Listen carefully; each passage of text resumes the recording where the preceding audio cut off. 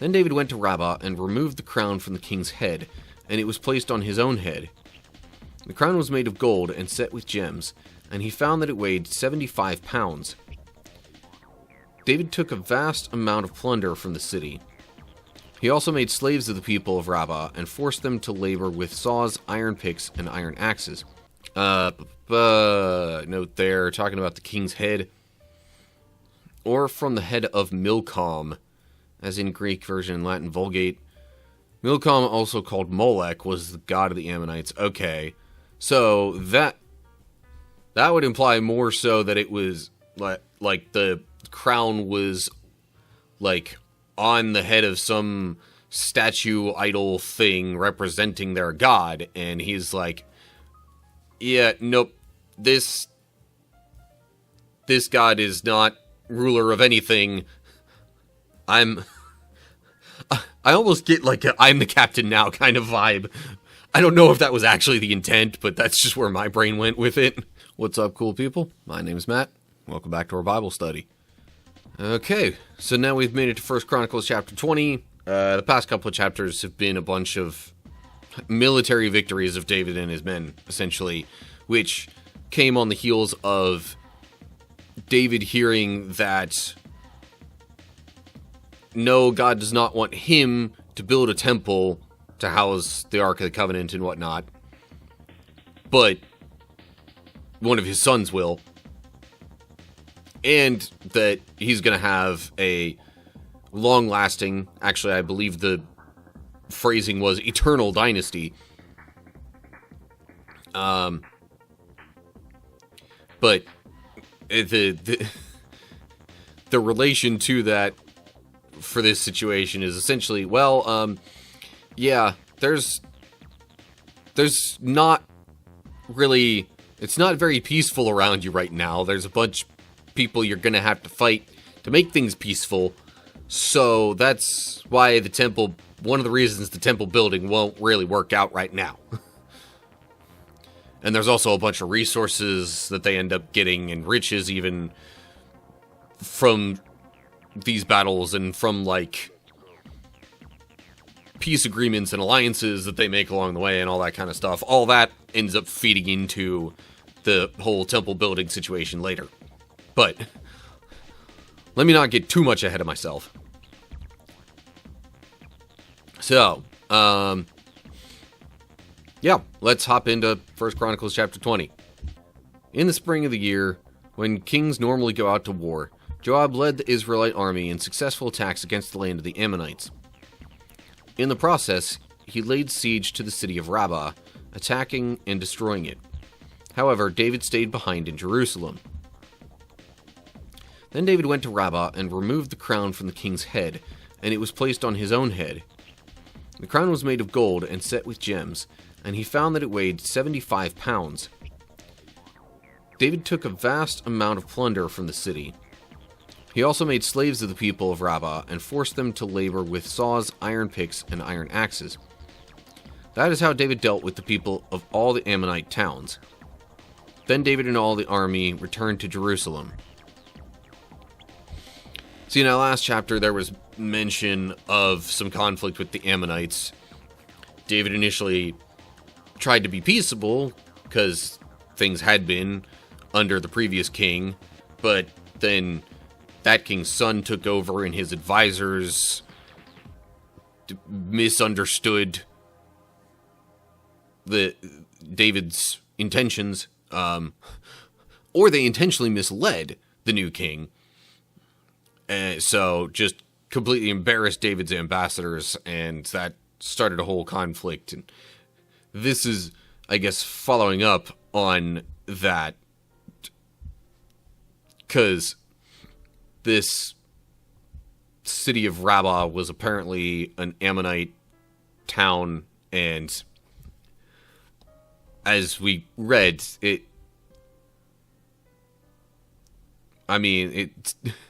says that that Joab and the army laid siege to it and destroyed it. So all the Ammonite towns, following that sequence, all these other Ammonite towns got destroyed too. But also, 75 pounds for the crown. Good grief. Like, that's a heavy thing to have on your head.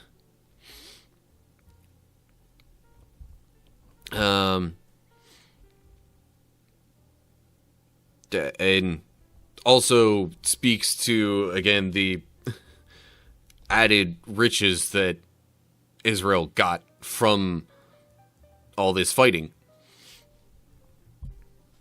Some of which went into either paying for more resources or laborers or whatever that then helped build the temple, or even just having some of the materials that wound up being used in its construction. Okay, notes for these verses. In the spring of the year, Hebrews says, at the turn of the year, first day of the year in the ancient Hebrew lunar calendar occurred in March or April,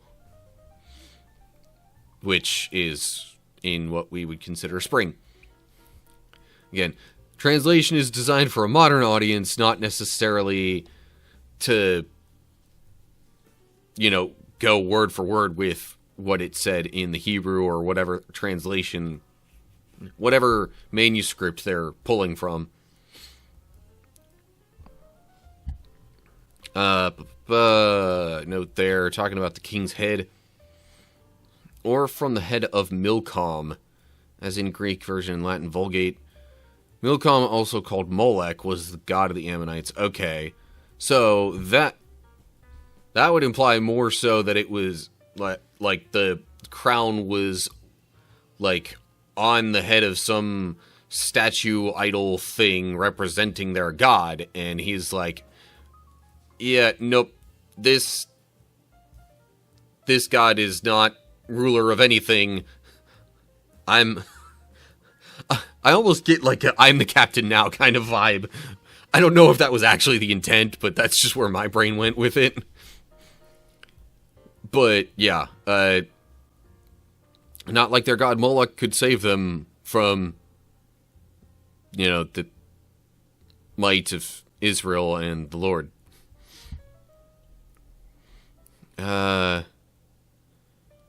Poetically Christian says a bag of sackcrete weighs 80 pounds. That's like walking around with, yeah. Oh, that's like is that like the quick concrete kind of stuff? I guess. But yeah, I'm trying to think, because, I worked at a Walmart not that long ago, and there were, like, friggin' 40-pound bags of salt that people would order sometimes, and that was not exactly light. I mean, I could lift one of those at a time. 2 would have been quite the task. But that's roughly how heavy this crown was. Good grief. Speaking of which, there's a note at 75 pounds there. Hebrew says 1 talent.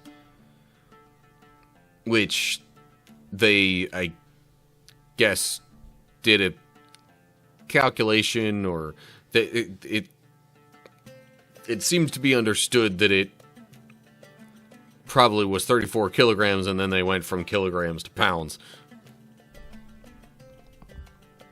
Okay, note there also at the iron picks and axes. That's reflecting the parallel text in 2 Samuel 12. So we skipped a chapter of 2 Samuel.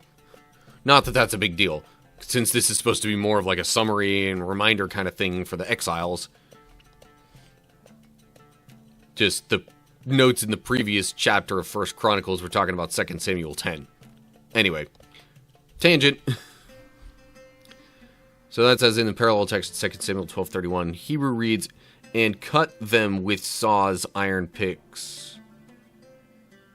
And saws? Why would saws be in there twice? It also, what? Made slaves of the people of Rabbah.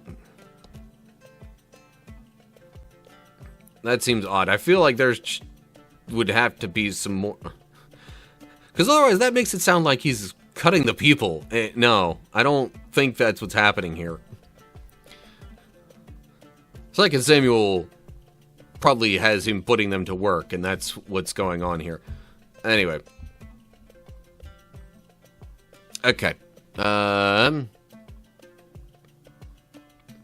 a bag of quick mix concrete. Those things weigh 80 pounds. Yeah. I think I know some people where that would pretty much just completely snap their necks if they had that much weight on their heads. Okay. Alright. On to verse 4. After this, war broke out with the Philistines at Gezer. As they fought, Sibbecai from Hushah killed Saph, a descendant of the giants, and so the Philistines were subdued. During another battle with the Philistines, Elhanan, son of Jair, killed Lamai, I don't know, the brother of Goliath of Gath. The hand of Lamai's spear was as thick as a weaver's beam. In another battle with the Philistines at Gath, they encountered a huge man with 6 fingers on each hand and 6 toes on each foot, 24 in all, who was also a descendant of the giants. But when he defied and taunted Israel, he was killed by Jonathan, the son of David's brother Shimeiah. These Philistines were descendants of the giants of Gath, but David and his warriors killed them. So, as it mentions, war broke out with the Philistines, and apparently among the Philistines were a decent number of these giants, or at least people descended from giants. And, I mean, it said Goliath was from Gath. One of these fights was against his brother. So, if it was a hereditary thing to be that tall, then I guess it was coming out of Gath. But, long story short there, more wins for David and his men. Note there it's Saph, as in parallel text 2 Samuel 21:18. Hebrew reads Sappai. Okay. And note there at the giants, Hebrew says descendant of the Rephaites, who were, I think there were actually multiple, like, branches of the descendants of the giants, and the Rephaites were one of them. But, now I did mention in an earlier chapter of 1 Chronicles, I think, amongst the deeds of some of David's mightiest men, that there was some, defeating of giants involved. So, yeah. There's, like, whatever the case was, like, exactly how big these guys were, it doesn't say, but it's definitely, it's assumed and safe enough to say that they were much larger than your average man. So, yeah, just being able to defeat these guys is again, another sign of how well things were going for David's troops, and just how skilled they were in battle. But yeah, short chapter, so I don't know if I really have too much else to say about all of that. Okay, so now it seems like we, at the early part of the chapter, sort of got the conclusion-ish on what happened between David and the Ammonites. Because remember, it wasn't them that fully gave up in the last chapter, it was some of the people that got to help them. So now the Ammonites have been handled. And then it also gets into the Philistines and some of the giants, or descendants of giants at least, and David's men being victorious over them. So once again, the victories pile up. All the stuff setting the scene for the temple to be built is piling up here. So, yeah, that's kind of all we get for now. Short chapter. So, as always, like and share if you enjoyed the video, subscribe to the channel, and click the bell to get updates when I post new videos. Look down in the description for links to social media pages and all sorts of good stuff like that, including supporter page where you can contribute to what I'm doing here, sign up for a membership, get some early video access, get some regular updates that I don't necessarily put out to all my other social media, things like that. And then, of course, there's also a link to my Discord server down there where we can chat about Bible stuff, gaming stuff, any stuff. As long as it's, decently appropriate for a group chat setting. And yeah, then you'll be able to maybe also find some other people that share similar interests and talk about that stuff with them. But anywho, make sure you leave your thoughts and questions down in the comment section below the video and the description and all that. So that's all I got for now. Hope you're all doing well. Hopefully I'll see you soon for another video. Whatever the case is, till next time, stay cool, people.